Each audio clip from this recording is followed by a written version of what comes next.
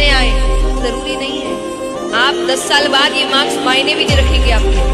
आप सीख क्या रहे हैं ये मायने रखेंगे। अब आप रट्टा मार के 95% ले आए और 1 साल बाद भूल गए कि आपने पढ़ाई क्या की है, तो वो 95% किस काम के आपके? कोई काम के हैं।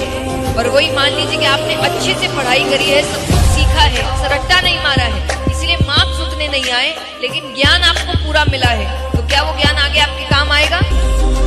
वही आपको अच्छा इंसान बनाएगा, वही आपको सक्सेसफुल बनाएगा? नहीं करना। मार्क्स पर ध्यान देने की बजाय सीख क्या रहे हो उस पर ध्यान।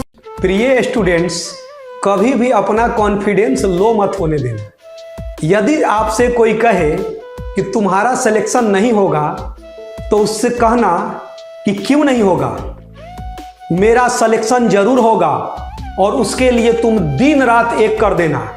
और कभी भी तुम को लगे कि तुम अपने जीवन में परेशान हो, फ्रस्ट्रेट हो, तो एक बार तुम एकांत में आंख बंद करके अपने माता पिता के बारे में जरूर सोचना कि कैसे वो कर्ज लेकर या किसी मतलब परेशानी को झेलते हुए भी तुमको बड़े शहर में बाहर पढ़ने के लिए भेजे हैं।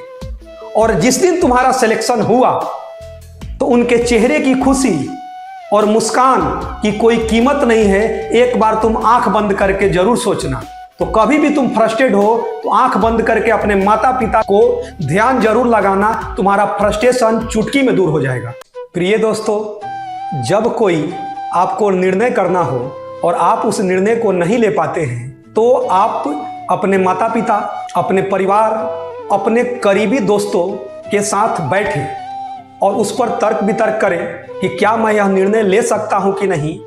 उसमें से आप उनकी बातों को समझें और उसमें से कोई पॉजिटिव बातों को ले, यदि लग रहा है कि इस रास्ते से बढ़ना है।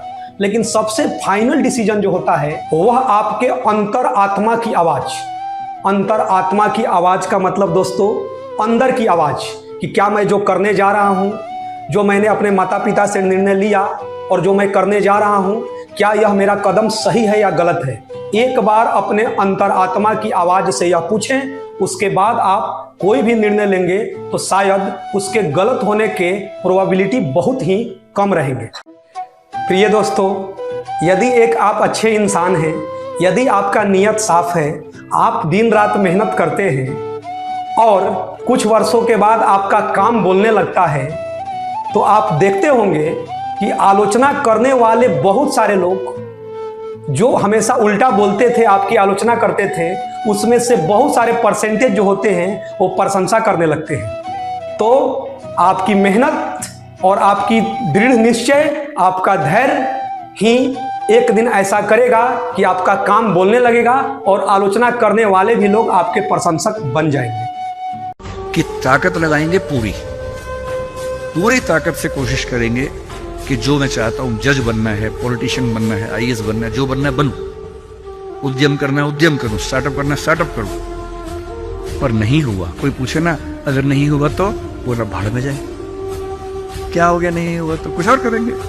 तू नहीं कोई और सही, कोई और नहीं कोई और सही। याद रखिएगा कि धनुष को जितना खींचा जाता है ना, वो तीर उतना आगे जाता है। इसलिए यदि हमको कोई सता रहा है, अगर परिस्थितियां हमें खींच रही है, तो याद रखिएगा हम बहुत आगे जाएंगे।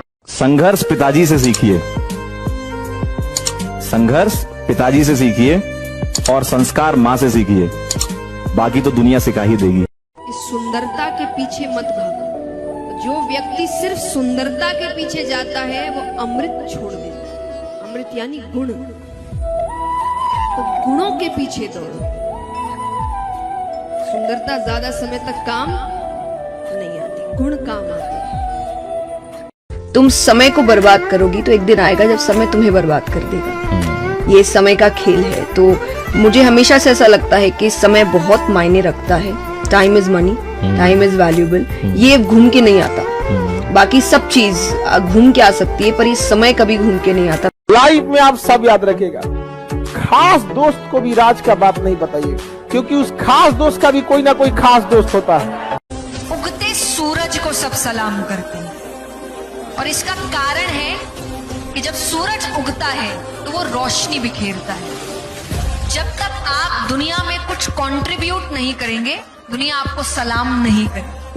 अगर आपको राजा बनने का शौक है तो गुलाम की तरह मेहनत करना सीखिए, तब राजा बनेंगे। काम आपको ही करना पड़ेगा, मेहनत आपको ही करना पड़ेगा, गिरकर उठना आपको ही पड़ेगा और तभी जाकर आप सक्सेसफुल हो सकते हैं। संघर्ष से व्यक्ति को कभी नहीं भागना चाहिए, क्योंकि जीवन में जो कभी संघर्ष से परिचित नहीं हुआ, इतिहास गवाह है, वो कभी चर्चित नहीं हुआ। और जिंदगी हो या व्हाट्सएप, लोग हमेशा स्टेटस ही देखते हैं।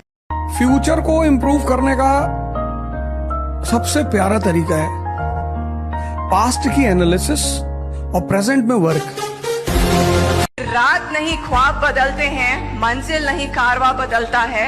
जज्बा रखो जीतने का, क्योंकि किस्मत बदले या ना बदले पर वक्त जरूर बदलता है। देर से बनिए लेकिन जरूर कामयाब बनिए, क्योंकि कुछ वक्त बाद लोग आपकी खैरियत नहीं हैसियत पूछेंगे।